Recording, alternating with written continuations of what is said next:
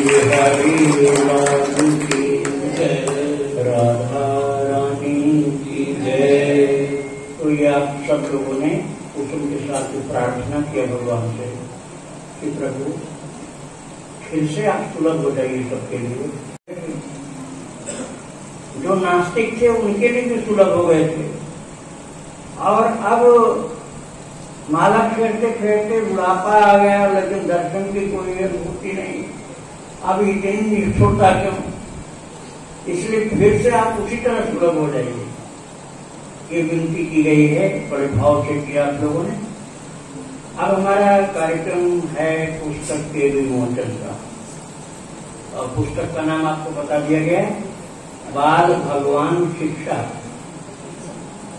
ये पुस्तक मैंने लिखी नहीं है, इसलिए राइटर के रूप में मेरा नाम इसमें नहीं है। ये पढ़ाया गया है, क्लास में टीचिंग की गई, पढ़ाई गई, ऑनलाइन पढ़ाई हुई थी। और पढ़ा किसने था? जो जगत गुरु सबसे बड़ा, कृष्णम वंदे जगत गुरु, कृष्णम वंदे जगत गुरु। और सब जगत गुरु तो बनाए जाते हैं, लोग मिलजुल के बना लेते हैं, लेकिन सनातन जगत गुरु अनादिकाल से अनंत काल तक सनातन शाश्वत जो जगत गुरु, वो भगवान श्री कृष्ण, कृष्णम वंदे जगत गुरु, वही जगत गुरु। लेकिन उन्होंने एक लीला की है, तो जगत गुरु सबसे बड़े, लेकिन वो एक विद्यार्थी बनने की लीला की है। लीला करने में माताएं लोग करती हैं, बच्चों के साथ खेल कूद करती हैं घर में अपने, तो जैसे बच्चा है उसे बच्चा जैसी बन जाती है। बच्चों के साथ बच्चे को खुश करने के लिए बच्चा खूब किलकारी भरता है, हंसता है, दौड़ता है, और माँ भी वैसे जैसे बच्चा चार पैर से चलता है घुटनों के बल, ऐसे माँ भी चलती है। और वो उसकी एक्टिंग है बच्चे को प्रसन्न करने के लिए। ऐसे ही हमारे परम कृपालु प्रभु भक्त वत्सल नारायण अपने सारे ऐश्वर्यों को भूल करके इतने मधुर बन जाते हैं, इतने मधुर बन जाते हैं कि माँ की गोद में बैठकर कहते हैं मुझे कहीं से शिक्षा दिला दे, मैं अनपढ़ रह जाऊंगा, मुझे कहीं ले चल करके किसी विद्यालय में कुछ मेरी पढ़ाई करा दे, नहीं तो मैं अनपढ़ रह जाऊंगा, बिल्कुल अनपढ़ रह जाऊंगा। और माँ उस बच्चे को लेकर के घूमती है कि कोई पढ़ा दो मेरे बच्चे को। वही लीला हुई थी अपने यहाँ 2 साल पहले।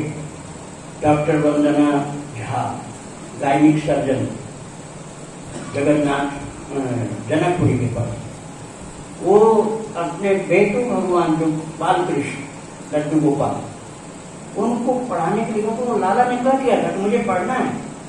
जगह जगह घूमती रही, और उस समय हमारा जो यहाँ बैठा है प्रखर श्रीवास्तव, वो पीछे उठे, खड़े हो जाओ भाई 1 सेकंड के लिए। प्रखर श्रीवास्तव, ये इतनी बड़ी सेवा है, बहुत क्या सेवा है, आप लोगों को, बहुत लोगों को पता होगा कि भक्तों के चरित्र को पूरी दुनिया में पहुंचा रहा है। भक्तों संतों के चरित्र को पूरे विश्व में, सभी कंट्रीज में, सभी भक्तों के पास पहुंचा रहा है, सब लोग आनंद ले रहे। तो इसके पास फोन किया उस माता ने कि मेरे बेटे को कौन पढ़ाएगा, मैं बहुत जगह गई, कोई पढ़ाने को तैयार नहीं, और मुझे डिग्री भी चाहिए। तो ठाकुर जी की इच्छा से इन्होंने मेरे पास भेज दिया उसको। अब वो मैं पहले सुना चुका हूँ, क्योंकि पढ़ाई भी पूरी हो गई, डिग्री भी दी जा चुकी, वो सब कथा मैं आपको सुना चुका हूँ। हल्का सा इंडिकेट किया मैंने, संकेत पूर्व घटना का। तो जो पढ़ाई हुई थी साल भर पहले, वो गोपनीय थी, उस एक बेटू अर्थात गोवर्धन कृष्ण विद्यार्थी के पीछे 3 और लगे पढ़ने के लिए। तो 3 थे, चपल कृष्ण, रसीली राधा और रंगीली राधा, तो ये 4 हो गए। उन चारों की पढ़ाई साल भर हुई। उसके बाद उसको सार्वजनिक कर दिया गया पढ़ाई को, और पहले व्हाट्सएप में गया, इसके बाद यूट्यूब में भी जाना शुरू हुआ, और संडे संडे को भक्ति आश्रम में आता है, और भक्ति प्रेरणा में और दिनों में भी आता है, केवल एक दिन नहीं और दिनों में भी आता है। तो आप वहां देख सकते हैं।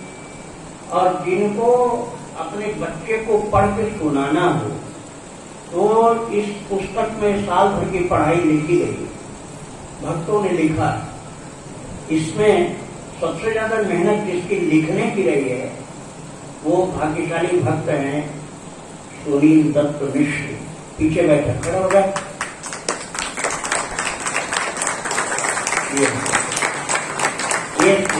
ये सुनील मिश्र, इनके भी ठाकुर जी, इनके भी बच्चे पढ़ रहे थे, तो इनका ये भाव हुआ कि मैं पूरा लिखूंगा और ग्रंथ तैयार होगा। वो ग्रंथ तैयार हो गया। इसमें इनकी और भी सेवा लगी है जो शायद ये गुप्त रखना चाहते होंगे, इसलिए मैं उसको नहीं बताना चाहता। और इसमें प्रूफ रीडिंग में सबसे ज्यादा मेहनत किया है प्राची, प्रतिभा शर्मा, प्राची लोग बोलते हैं। वो कहाँ है यार, वो तो खड़े हो जाए। प्राची, प्रतिभा शर्मा नाम है, प्राची हम लोग कहते हैं।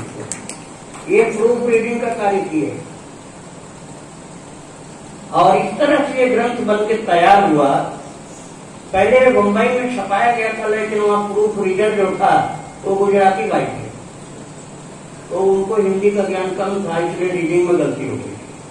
इसलिए पूरा कार्य दोबारा वृंदावन हुआ, छपाई का, और ग्रंथ बन करके तैयार हो गया। आज इस पुस्तक का विमोचन आपके सम्मुख होने जा रहा है, और ये बस मैं आपको बताने जा रहा हूँ कि ग्रंथ उपलब्ध है, केवल एक ही नहीं है, और भी आ चुके हैं ग्रंथ, यहीं पर उपलब्ध हैं। और जिनको चाहिए वो धीरे से शोरगुल किए बिना प्राची अपने पास पुस्तक मंगा लेंगे, और उनसे एक एक व्यक्ति, अभी नहीं, बाद में प्रवचन के बाद में करते हैं, प्रवचन के बाद में, लेकिन इसका मूल्य निर्धारण किया गया है, फ्री में नहीं मिलेगी। फ्री में लेने के बाद कोई उपयोग नहीं होता है। जिसको अपने बाल कृष्ण को पढ़ाना हो, अपने ठाकुर जी को पढ़ाना हो, तो क्या तरीका है उसका, अब मैं बता रहा हूँ। पहले ग्रंथ का विमोचन करने जा रहा हूँ। वृंदावन बिहारी राधा रानी,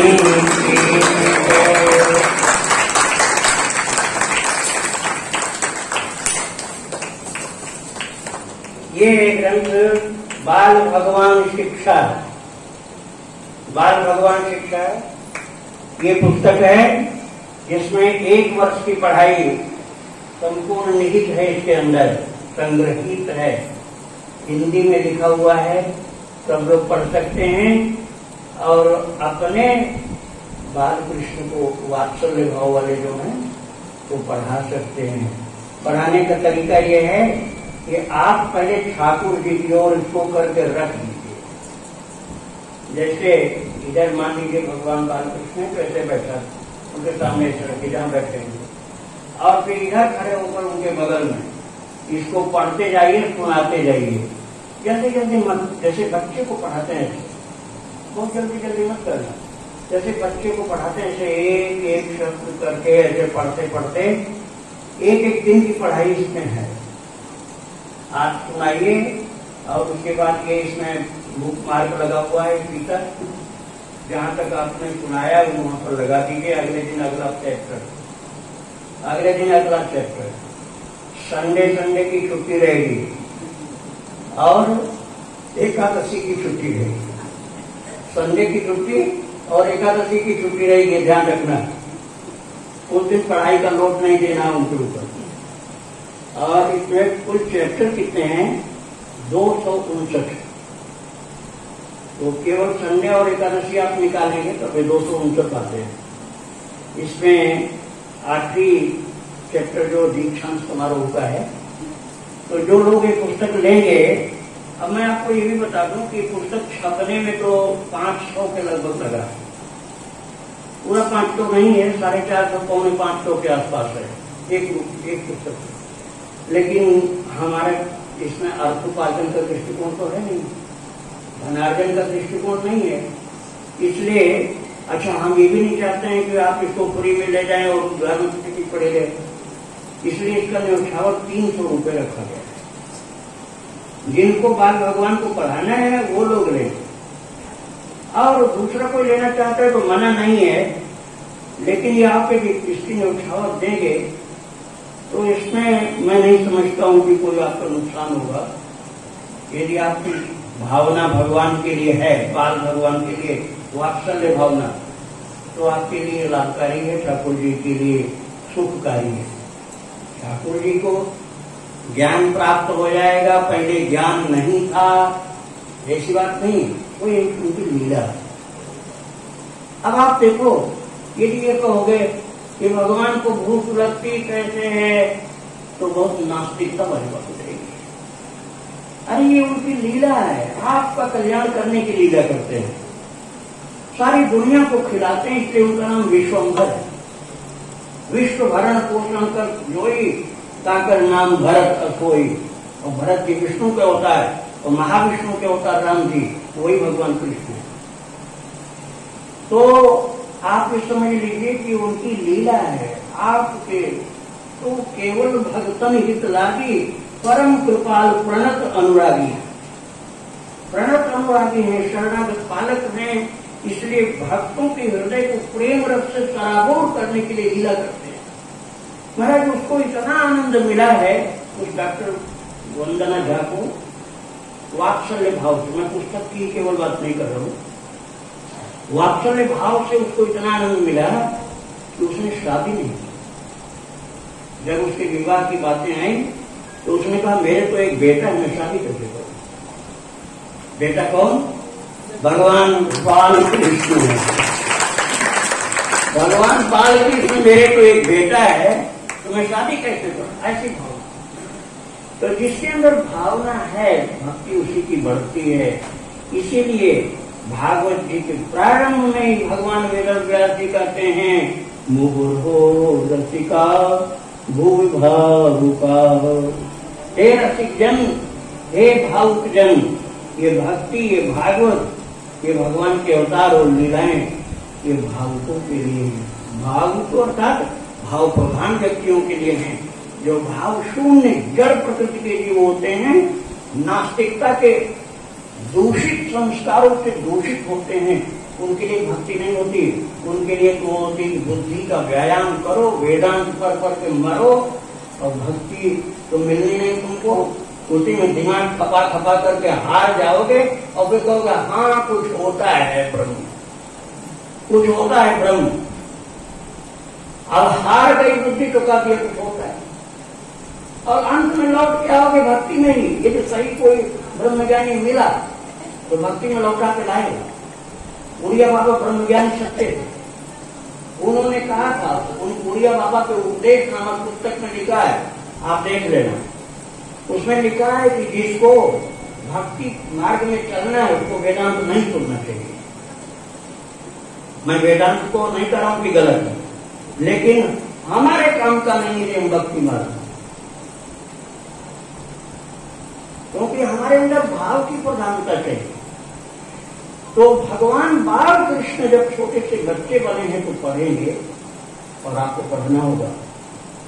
आप टीचर नहीं हो, आप गार्जियन हो। नास्तिक व्यक्ति की बात नहीं कर रहा हूं, भक्त की बात कर रहा हूं। आप बाल कृष्ण के गार्जियन हो। गार्जियन की भी टेस्ट की जाती है जब एडमिशन होता है, तो आपको पढ़ाना पड़ेगा।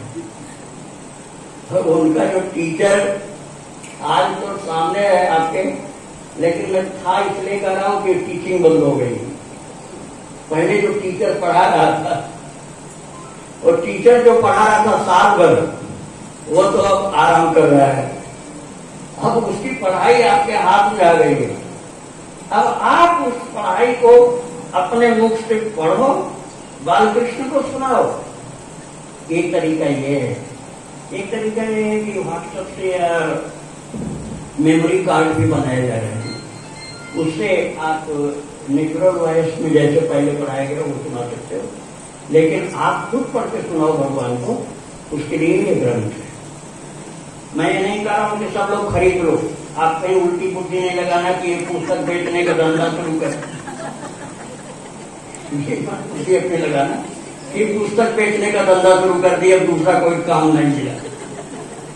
ये पुस्तक बेचने का कोई धंधा नहीं हो रहा। जिसको अपने बाल भगवान को पढ़ाना हो उनके लिए है, और लोग चाहे खोले चाहे तो रखी रहेगी। ठाकुर जी जिसको देना चाहेंगे उसको देगा। वृंदावन विहारी लाल की राधा रानी की ये उपलब्ध हो जाएगी। प्राची के पास है, किसके पास है इतना तो बताओ। ये पुस्तक है किसके पास है? आंटी जी अंकल जी पास। आंटी जी अंकल जी पास है। कहाँ पर है वो? सामने है अंकल जी। मैं तुम बताओ, जानकर है। हाँ। ये बाल भगवान शिक्षा की पुस्तक यहीं पर हनुमान जी के पास, हनुमान जी के मंदिर के पास यहाँ रखी गई है। जिनको चाहिए वो लोग ले सकते हैं। श्री राधे राधे। समय अधिक होता जा रहा है, इसलिए अब इस बात को यही विराम दे दिया गया। अब इसके बाद हम लोग मोहिनी दासी से प्रवचन कुछ श्रवण करेंगे, जिसमें कि कुछ बातें इनके अनुभव की होंगी, कुछ बातें आज गुरु पूर्णिमा है तो गुरु पूर्णिमा के विषय में उसके संदर्भ में होगी कि गुरु महाराज कौन होते हैं और क्यों गुरु के आश्रय में जाना चाहिए, गुरु चरणाश्रित क्यों होना चाहिए। इन सब बातों पर प्रकाश डालती हुई जो हमारे सबसे पहले गुरु जिनका आज जन्मदिन है भगवान वेदव्यास, उनके विषय में भी थोड़ा सुनाएंगे।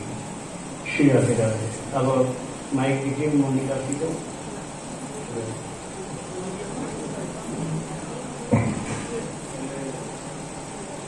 श्री राधे राधे।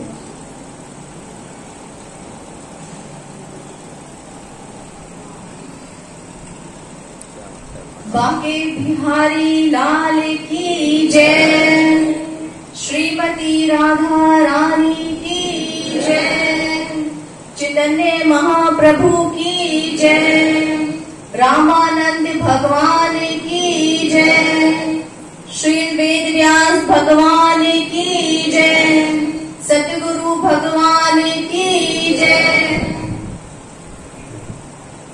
श्री राधे राधे। आज सबसे पहले तो मैं यही पूछना चाहती हूँ कि अश्वमेध यज्ञ किस किसने किया यहाँ आकर? किस किसने किया?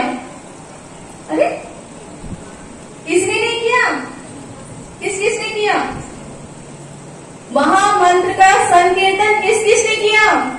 अब उठाएंगे हाथ। किस किसने किया? सभी ना। बहुत सौभाग्य प्राप्त है आप सभी को कि वृंदावन धाम में गुरु के श्री चरणों में संकीर्तन हुआ है। इसका प्रभाव बहुत उच्च है, बहुत उच्च है। भौतिक नजरों से देखा जाए तो जब हम संकीर्तन करते हैं, हरि का नाम लेते हैं, पुकारते हैं, नाचते हैं, गाते हैं, तो 100 अश्वमेध यज्ञ का फल प्राप्त होता है। ये तो हुआ भौतिक दृष्टि से। और आध्यात्मिक दृष्टि से क्या है कि जहां संकीर्तन चल रहा होता है वहां श्री कृष्ण विराजमान होते हैं और संकीर्तन झूमते नाचते हैं। जैसा आपका भाव होगा वैसा प्रभु ग्रहण करते हैं। नाच रहे हो तो भगवान नाचेंगे, बैठे हो तो सुस्त बैठे रहेंगे, क्या कुछ है नहीं। और ताली बजा रहे हो तो भगवान देखेंगे कौन बजा रहे हैं। और जो सबसे पीछे होगा उसको ज्यादा नजर आएगी। माता जी पूछ रही थी, माता जी आप पीछे क्यों बैठते हो? मैंने कहा पीछे बैठने का कारण है पीछे वालों पर गुरुदेव की और भगवान की ज्यादा नजर रहती है, इसीलिए ही मैं पीछे बैठती हूँ। टीचर्स होते हैं ना, पीछे देखते हैं अरे कौन पढ़ रहा है कौन नहीं पढ़ रहा, इस तरह से। तो भगवान की नजर भी ज्यादातर पीछे वालों पे रहती है और गुरु की दृष्टि भी पीछे वालों पे रहती है, इसलिए मैं पीछे ज्यादा रहती हूँ। एक बार नजर तो पड़ जाए, कल्याण में ही हो जाएगा। तो कल से आज तक आप सभी ने अश्वमेध यज्ञ का फल प्राप्त किया है। श्री कृष्ण के बीच में रह के श्री वृंदावन धाम में गुरु के श्री चरणों में गुरु पूर्णिमा पर आप सभी ने सौभाग्य से ये फल प्राप्त किया है। पूर्व जन्म का सौभाग्य मैं समझती हूँ शास्त्रों में वर्णन है कि सौभाग्य से ही प्राप्त होता है। कोई ये ना समझे आज के बाद जो भी यहाँ बैठे हैं कि उनके ऊपर कृपा नहीं है। बहुत कृपा है, अनंत कृपा है। आप मां को विश्वास कर लो मेरा ऐसा। और मैं खुद देखकर ये मतलब बहुत हैरान होती, मुझे भी इसका फल प्राप्त हुआ आप सबके बीच में संकीर्तन करने का। भले मैं ज्यादा नहीं कर पाई पर जितना किया मुझे लगा मेरा सौभाग्य है। श्री वृंदावन धाम में बैठ करके मैं संकीर्तन आप सभी के बीच में कर रही हूँ। तो बहुत बहुत बहुत अच्छा है कि गुरुदेव के श्री चरणों में हमें फल प्राप्त हुआ है। अनंत जन्मों का ये फल है। आप सभी को इसका लाभ जरूर प्राप्त होगा, ईश्वर जरूर देंगे। अब आज गुरु पूर्णिमा पर श्री वेद व्यास जी का जन्म उत्सव है। सबसे पहले हम उनको हाथ उठाकर नमन करेंगे और कहेंगे श्री वेद व्यास भगवान की जय, गुरुदेव महाराज की जय, सतगुरु भगवान की जय। आज मैं श्री वेद व्यास जी के विषय में थोड़ा बताना चाहूंगी, प्रभु के विषय में कि कैसे उनका प्राकट्य हुआ, जन्म उत्सव जो हम यहाँ मनाने आए, वो उनका जन्म कैसे हुआ कि मैं बताऊंगी। वैसे किस किस को पता है ये कथा? पता है किसी को? चलिए आज बताते हैं। बहुत ज्यादा तो नहीं कह पाऊंगी, गुरु की कृपा से जितना बता पाऊंगी उतना ही। एक बहुत ही महान तपस्या करने वाले मुनि थे जिनका नाम था पराशर मुनि। पराशर मुनि बहुत तपस्वी थे वो। एक दिन वो नदी क्रॉस कर रहे थे, नदी क्रॉस कर रहे थे और नदी चलाने वाली कौन थी? एक नारी जिनका नाम था सत्यवती। सत्यवती का जन्म जो हुआ है एक मछली से हुआ था। मछली को काटा गया, उसके बीच को जब खोला गया सत्यवती माता का जन्म हुआ। उनकी जो देख रेख करी थी वो मछुआरे ने करी, उनके अंदर से बहुत गंध आती थी इसी कारण। अब वो नाव चला रही है, नाव चला रही है और पराशर मुनि बैठे हुए हैं नाव में। और तभी पराशर मुनि जी को नदी के बिल्कुल बीचों बीच बैठे हैं, नाव चल रही है और पराशर मुनि को भगवान से संकेत मिला कि मेरे अवतार का समय हो गया है। पराशर मुनि बड़े हैरान हुए कि संकेत तो हुआ है पर क्या प्रभु ने किया है। नजर दौड़ाई तो नक्षत्र देख रहे हैं, ग्रह की दृष्टि, ग्रह के ऊपर दृष्टि डाल रहे थे। अरे हाँ, ये तो प्रभु के अवतार का जन्म है, प्रभु के अवतार का समय है। तो ये देखते हुए उन्होंने देखा इधर उधर कि अब तो नदी के बीच में क्या किया जाए। फिर उनकी नजर सत्यवती पे पड़ी। अब सत्यवती जी को देखकर उनको लगा यही भगवान की लीला है। समय भी है, नदी के बीच में सत्यवती भी है, अब क्या किया जाए। तो उन्होंने सत्यवती को कहा कि भगवान के जन्म का समय है, उन्हें समझाने की कोशिश करी। लेकिन सत्यवती जो व्यवहार होता है नारियों का, सत्यवती माता ने कहा कि अरे पहले तो मेरी शादी होगी, पिताजी आएंगे, बात करना, उसके बाद ही हम कुछ सोचेंगे। पराशर मुनि कहने लगे अरे भगवान के अवतार का समय निकल जाएगा इतने में तो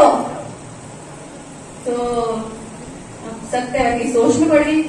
तो वहां पे पराशर मुनि ने कहा कोई बात नहीं, इसी समय शादी करते हैं। तो भगवान को अपने हृदय में देखते हुए, सभी देवी देवताओं को पुकारते हुए, अपने गुरु को पुकारते हुए, गुरु का ध्यान करते हुए और पंचभूतों को वश में करते हुए उन्होंने सत्यवती से तभी के तभी शादी करी है। अब शादी करके अब उन्होंने वहां पे जैसे शादी करी वैसे बादल छा गए वहां पे सारे में, नदी के ऊपर पूरे में बादल बादल हो गए। और जैसे उन्होंने सत्यवती जी को आलिंगन किया है उसी वक्त भगवान का प्राकट्य हुआ श्री कृष्ण का वेदव्यास के रूप में। और तभी भगवान तुरंत बड़े भी हो गए। ये नहीं कि छोटे बच्चे की तरह उन्हें खिलाना पड़ा हो, जैसे ही वो आलिंगन करते ही वैसे बड़े हो गए और चल दी अपना कार्य करने के लिए। ब्रह्मा जी ने अपने हृदय से एक वेद को प्रकट किया था। वो वेद उनके मन में श्री कृष्ण भगवान ने ही प्रकट किया था उनके हृदय में। ब्रह्मा जी ने एक वेद को प्रकट किया, उन्हीं वेदों को 4 भागों में वेद व्यास जी ने बांटा और कई 18 पुराण लिखे और कई पुराण भी लिखे उन्होंने, कई ग्रंथ लिखे। उन्हीं ग्रंथों में से सबसे बड़ा जो ग्रंथ था वो था श्रीमद् भागवत महापुराण, जो श्री कृष्ण का पूरा शरीर है और 10 स्कंद तो श्री कृष्ण का मुख है, जिसमें गोपियों की लीलाओं के विषय में बताया गया है। 10 स्कंद जो है वो भगवान का मुख है और जो श्रीमद् भागवत है वो भगवान का पहले स्कंद से लेके 12वें स्कंद तक पूरा शरीर है। और प्रभु ने अपने शरीर में किसको धारण किया? अपने भक्तों को। पूरी जो भागवत है भक्तों से भरी हुई है, शुरुआत से लेके लास्ट तक पूरी भागवत भगवान ने अपने शरीर पे धारण करी है अपने भक्तों के लिए। तो भागवत क्या है? भक्तों का प्राकट्य किया है श्री कृष्ण ने श्री वेद व्यास जी के रूप में स्वयं आकर के। और गुरु किसको बनाया? नारद जी को, अपने भक्त को। तो भगवान क्या करते हैं? लीला करते हैं, आते हैं धरती पर स्वयं प्रकट होकर फिर अपने भक्त को, जो भक्त उनको बहुत प्रिय होता है ना, उसी को वो अपना गुरु बना लेते हैं। जैसे अब ये ग्रंथ आया ना, ऐसे ही जब नारद जी ने उनको ज्ञान दिया तभी उन्होंने ग्रंथ लिखे। श्रीमद् भागवत तो उन्होंने तभी लिखा है जब नारद जी ने उनको ज्ञान दिया है, भक्ति का ज्ञान। और बाकी सब ज्ञान की बातें तो बहुत सारी की, धर्म कर्म की बातें, लेकिन प्रेम की बात तो उन्होंने नारद जी से सुनकर ही लिखी। नारद जी जब उनके गुरु बने हैं तो भगवान लीला करते हैं क्या? अपने भक्त को अपना गुरु बनाते हैं, धरती पे आकर कैसे लीला करते हैं और फिर ग्रंथ बनते हैं। जैसे अभी ये बना है ग्रंथ, तो इस ग्रंथ के लिए भगवान कृष्ण का आशीर्वाद गुरुदेव को प्राप्त था। भगवान कृष्ण गुरुदेव से बहुत ज्यादा खुश थे, प्रसन्न थे और बहुत ही प्रिय, मैं तो कहूँगी बहुत ही प्रिय है गुरुदेव भगवान श्री कृष्ण की। तभी ग्रंथ आया बाल शिक्षा भगवान, और सभी को लेना चाहिए, केवल भगवान को पढ़ाने के लिए नहीं, इसमें आप भी पढ़ोगे। मेन बात तो ये है, भगवान पढ़ना नहीं चाहते, आपको पढ़ाना चाहते हैं। वो चाहते हैं तुम अपनी बुद्धि में कुछ बैठाओ। तो उन्होंने बहुत ही सरल शब्दों में इसका निर्माण किया है गुरुदेव के हाथों से। तो मैं तो यही चाहूंगी और कृष्ण भी यही चाहते हैं, तभी तो निर्माण हुआ, नहीं तो कोई ग्रंथ नहीं बन सकता ही नहीं। प्रभु के विषय में कोई जान नहीं सकता। गीता में भगवान कहते हैं जिसने मुझे जान लिया वो सबसे बड़ा ज्ञानी है। जो मुझे जान लेता है वो सबसे बड़ा ज्ञानी, और जो मुझे मान लेता है वो मेरा भक्त है, वो मेरा प्रिय भक्त है। उसके लिए तो मैं पता नहीं क्या नहीं करता, उसके लिए मैं सभी कर देता हूँ। तो भगवान जितने भी कार्य कराते हैं सब अपने भक्त के थ्रू कराते हैं। तो जैसे हमारे गुरुदेव के थ्रू कर रहा है। और भी भक्तों की बहुत सारी चर्चाएं हैं, जिसमें से मैं एक बताऊंगी।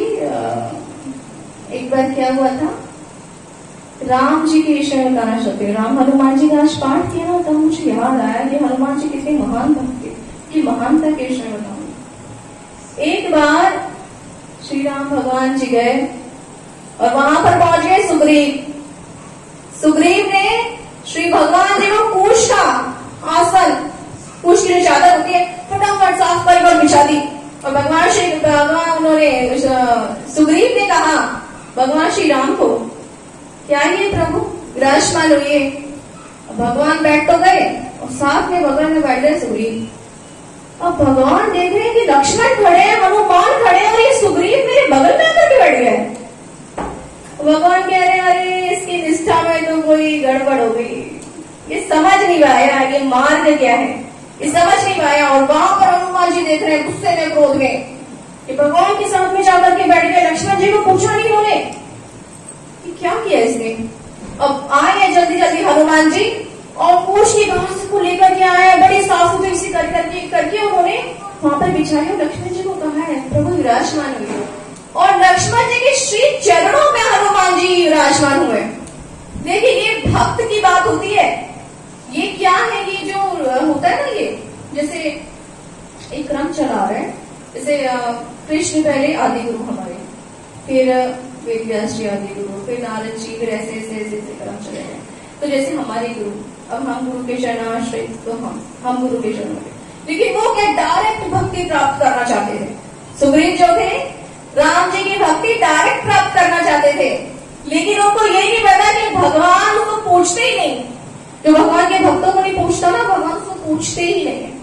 भगवान कहते हैं मेरे भक्तों को जो मेरा गुणगान करते हैं, जो मेरे बारे में गाते हैं, ये उनसे ही इस तरह से व्यवहार कर रहे हैं, तो ये कैसा बात है? तो भगवान नहीं मानते, तो भगवान ने पिटवाया है सुग्रीव को। इसको पिटवाऊंगा एक बार, तो भगवान के अनजान बन गए राम जी, और अनजान में तो नाटक कर रहे हैं। अरे तो जानते ही नहीं है कौन रघुवीर बालिया और कौन सुग्रीव है। ऐसा हो सकता है भगवान ना जानते हो? जान करके पिटवाया। और दूसरी बात ये भी थी कि सुग्रीव जो थे राम जी की परीक्षा लेने चले थे। बताओ, राम जी लेते हैं परीक्षा, और यहाँ पर क्या था? सुग्रीव लेने चले राम जी की परीक्षा। तो भगवान ने इसको पिटवा कर तो खूब पिटवाया बारी से। रीजन यही था, भक्तों की, संतों की उसने क्या किया? उसने उनका अपमान किया, मान नहीं रखा। भगवान कहते हैं पहले मेरे भक्तों को रखो तब। ऐसे मेरे साथ भी हुआ है, मुझे भी भक्ति पहले से ही प्राप्त थी, लेकिन भगवान ने कहा ये मार्ग ऐसा नहीं है, सीधे सीधे मेरे पास। भगवान ने कहा पहले मेरे किसी भक्त के पास जाओ, तो भगवान ने स्वयं ऐसी कृपा मेरे ऊपर कर दी। तो भगवान को क्या बोलो, तो ऐसी कृपा करी कि गुरु के श्री चरणों में ला करके बिठा दिया। और मैं बहुत अपने आप को बहुत सौभाग्यशाली मानती हूँ कि मुझे ये सौभाग्य प्राप्त हुआ कि इतने महान हमारे गुरु जी के श्री चरणों में बैठने का हमें प्रभु ने व्यवस्था करी है। खुद का खुद कर दी। आपने मांगी थी, आपने खुद हृदय में हुई है ना। हमारे सतगुरु भगवान है, उनके लिए किस किस हृदय में खुद ही ऐसे हो गया कि हम बेचैन हो रहे हैं, इनके लिए मिल रहे इनसे आकर के। ज्यादातर के लिए होगा, क्योंकि मेरे को भी ऐसी था तो मैं भी हाथ उठाऊंगी। तो ये जो हुआ है ये भगवान की कृपा से, क्योंकि अगर हमारे अंदर कहीं ना कहीं भक्ति जागृत होगी ना, तो हम भक्त के पास भागेंगे। हमें ऐसा लगता है कि हमें किसी भक्त से मिले, और जहाँ भक्ति होगी डायरेक्ट जाएंगे हम भगवान के पास। भगवान में कभी साथ नहीं देते, ध्यान रखना। भगवान पिटवाते हैं, कब लीला कर देते हैं। अभी क्या, अभी तो कलयुग के हिसाब से मार, उस समय तो पिटवाया था खूब। अब कलयुग के हिसाब से क्या मार पड़ेगी? अशांति हो जाएगी। किसी प्रकार की शांति हो सकती है, वो तो भगवान चाहे, अशांति हो जाएगी मन में। तो ये मार्ग क्या है? भक्तों से चलता हुआ मार्ग है। भक्तों को नमन करते हुए, शीश झुकाते हुए चले। अच्छा, भक्तों के आगे शीश झुकाने का मतलब क्या होता है, पता है किसी को?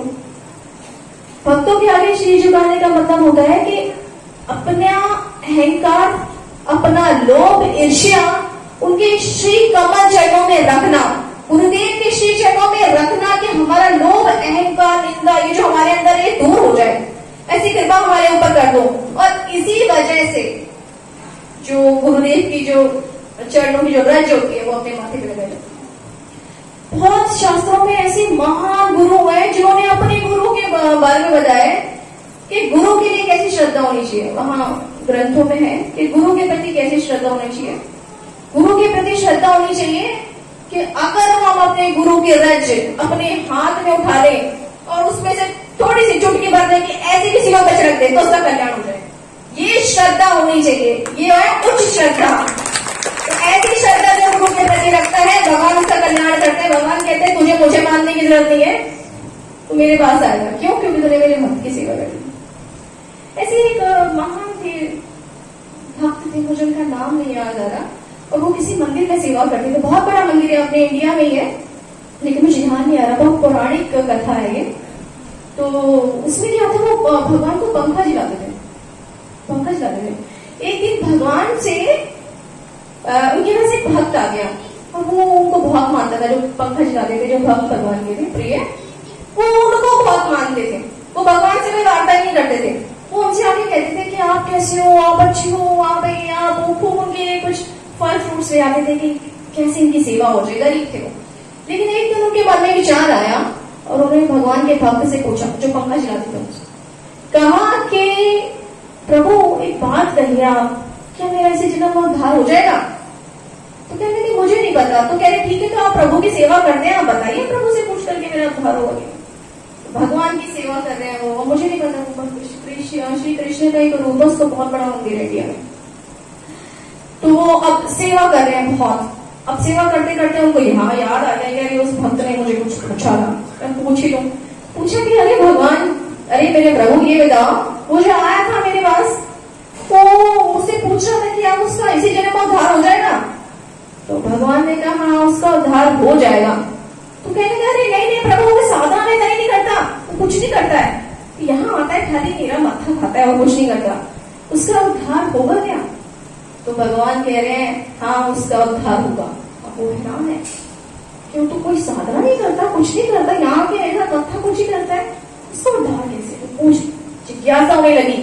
तो उन्होंने अपने बारे में पूछ लिया कि प्रभु मेरा उद्धार होगा। तो कहने नहीं तुम्हारा उद्धार नहीं होगा। तो भगवान के तो भक्त ने कहा अरे प्रभु मैं तो आपकी सेवा में कब से लगा हूँ, 16 साल हो गए, मेरा उद्धार क्यों नहीं हुआ? तूने मेरे भक्त की सेवा करी है क्या? पहले भक्त की सेवा फिर उद्धार, नहीं तो जन्म मरण में तुम्हें फिर से डालूंगा, भले मेरी कितनी भी सेवा करते रहो। अच्छा फिर वो गए हैं एक गौशाला थी, उसमें बहुत महान भक्त रहते थे, उनकी सेवा करने को कह रहे लो ये रखा पंखा, ये करा कोई भी जलाता रहे इसको, मैं तो चला। अब भक्त ढूंढ रहे हैं, फिर उनको एक बहुत महान भक्त मिले, अब उनकी सेवा में पहुंच गए। वो वहां पे काम क्या कर रहे हैं? गौशाला की सेवा कर रहे हैं। देखिए भक्त के पास जाकर भी इतना ऐसा काम उन्होंने चुना कि वो जो गोबर होता है ना गाय का, वो उन्होंने सोचा यही बड़ी कृपा हो जाएगी, यही करो। अच्छा उनको काम यही बताया था उन भक्त ने, वो जानते नहीं थे कौन है। तो 1 साल तक उन्होंने वो कार्य किया, 1 साल तक। अब 1 साल बाद जब कोई आया तो उनको पहचान लिया कि तो वो है जो मंदिर में सेवा करते हैं।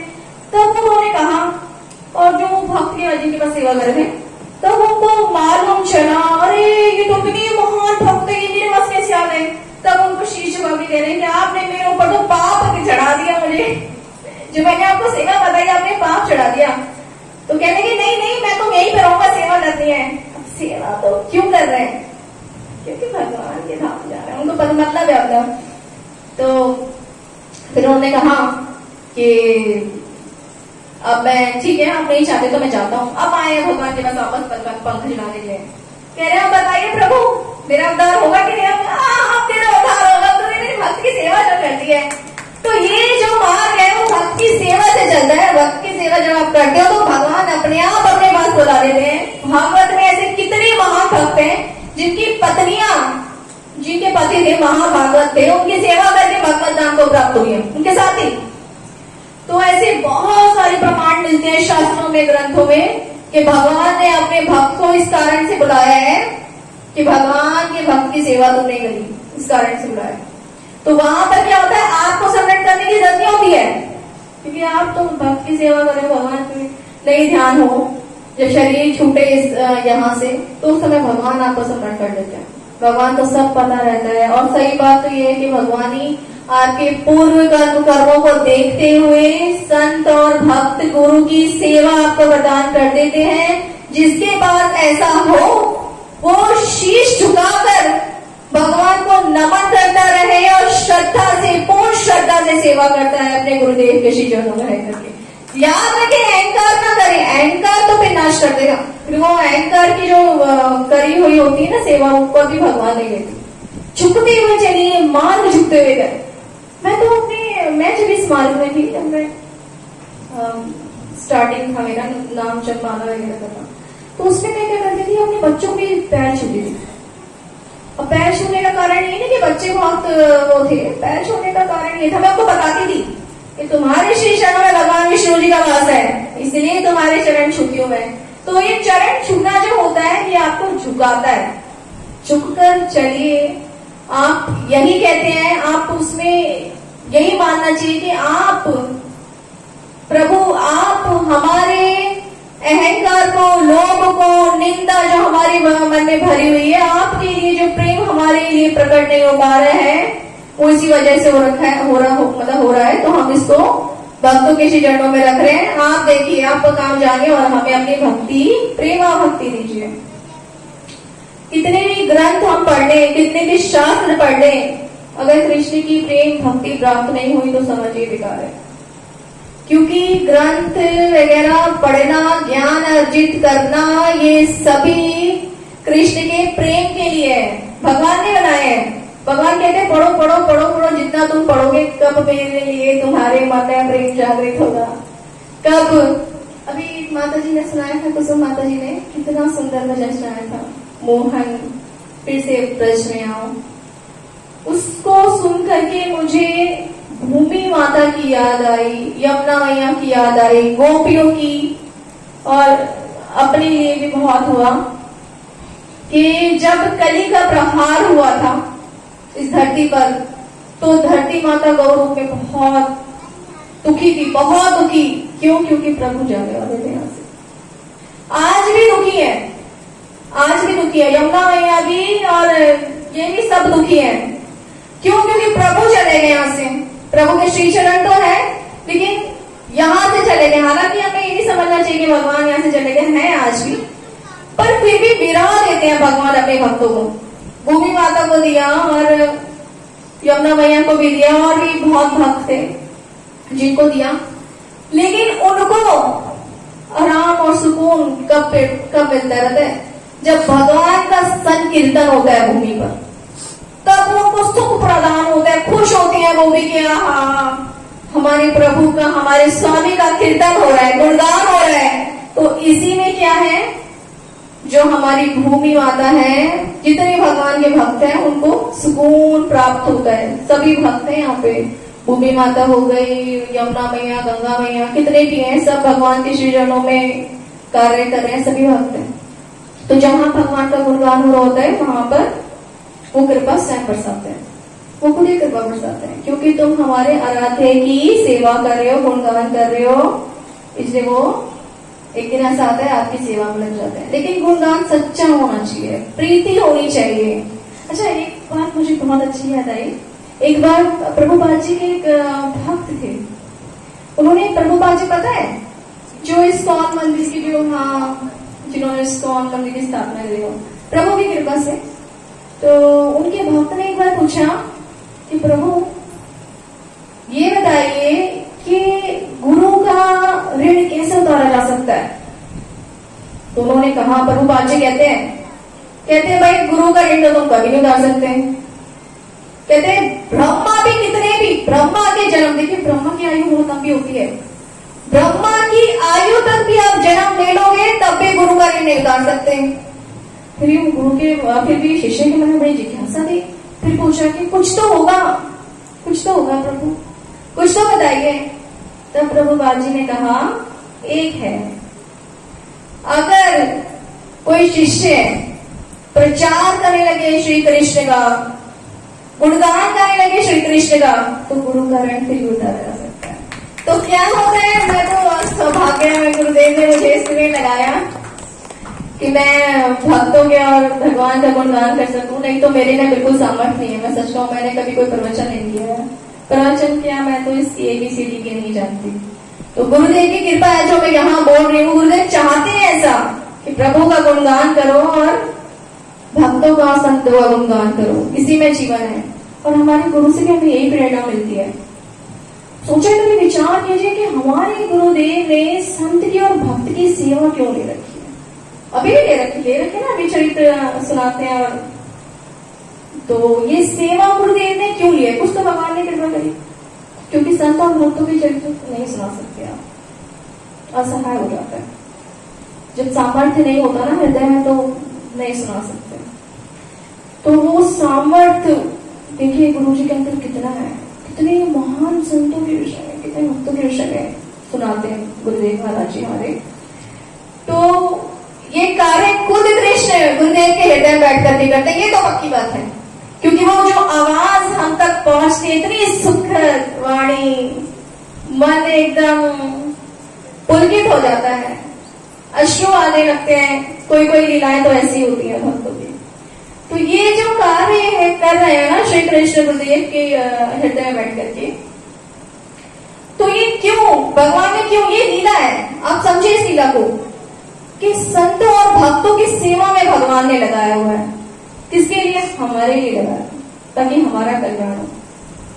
तो यही सेवा सर्वोपरि होती है, किसकी? संतों और भक्तों की सेवा करना, यही सेवा सबसे बड़ी है। तो गुरुदेव से भी हमें शिक्षा लेनी चाहिए। जो हमारे गुरुदेव कर रहे हैं उनका थोड़ा भी अगर हम अनुसरण करने लगे, पहले तो कृष्ण की प्रीति हो जाए और भगवान की भक्ति का, भक्तों का गुणगान करे, तो यही हमारा जीवन होना चाहिए, यही जीवन है। और इसी जीवन में ये करते हुए ही हमें जो है 84 लाख योनियों का फल प्राप्त होता है और ये जो जन्म मरण का चक्कर है ना हमारा, ये खत्म हो जाता है। अच्छा, एक बात और मैं आपको कह दूं, जब संकीर्तन चल रहा होता है तो माला नहीं करनी चाहिए, चाहे आप कोई माला कर रहे हो। संकीर्तन करते वक्त केवल संकीर्तन कीजिए, हरे कृष्ण महामंत्र कीजिए, खूब नाचिए, खूब गाइए, जो भी आप आनंद लेना चाहते हैं संकीर्तन करते वक्त। मैं और मेरी सिस्टर तो हम खूब कीकली खाते हैं, वो ऐसे होता है ना, जब संकीर्तन होता है तो हम तो कीकली खाते हैं। तो खूब नाचिए गाइए, संकीर्तन करते वक्त जितना झूमोगे आप, प्रभु उतना प्रभावित होते हैं, खुश होते हैं।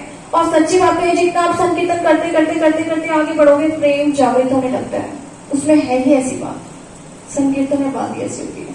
संकीर्तन क्या, जो हम ग्रुप में करते हैं, जो भक्त मिल करके करते हैं ना, भगवान के हरे कृष्ण महामंत्र को गाते हैं, नाचते हैं, गाते हैं, उसमें बड़ा प्रभाव है।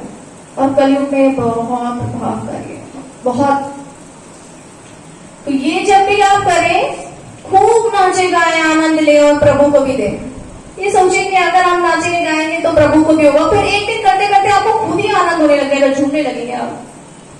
तब उस समय समझ जाएंगे हाँ प्रभु जरूर यही नजदीक है कहीं, तभी हम भी झूम रहे हैं।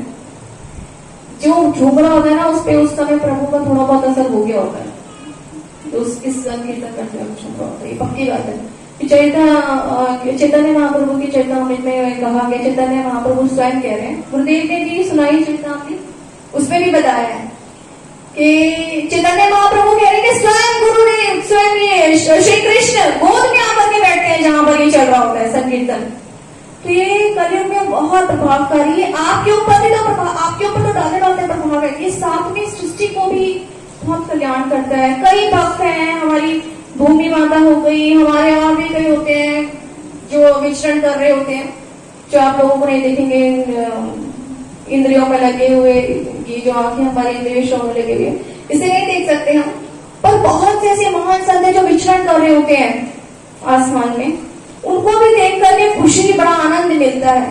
अपने लिए भी करिए, अपने घर के लिए भी करिए और उन सभी के लिए करिए संकीर्तन, कल्याण के लिए करिए, प्रभु का नाम बढ़ाइए, गुरुदेव का स्मरण करते हुए, गुरुदेव को याद करते हुए, हृदय में उनका ध्यान करते हुए, कमल श्री चरणों को याद करते हुए भगवान का संकीर्तन कीजिए।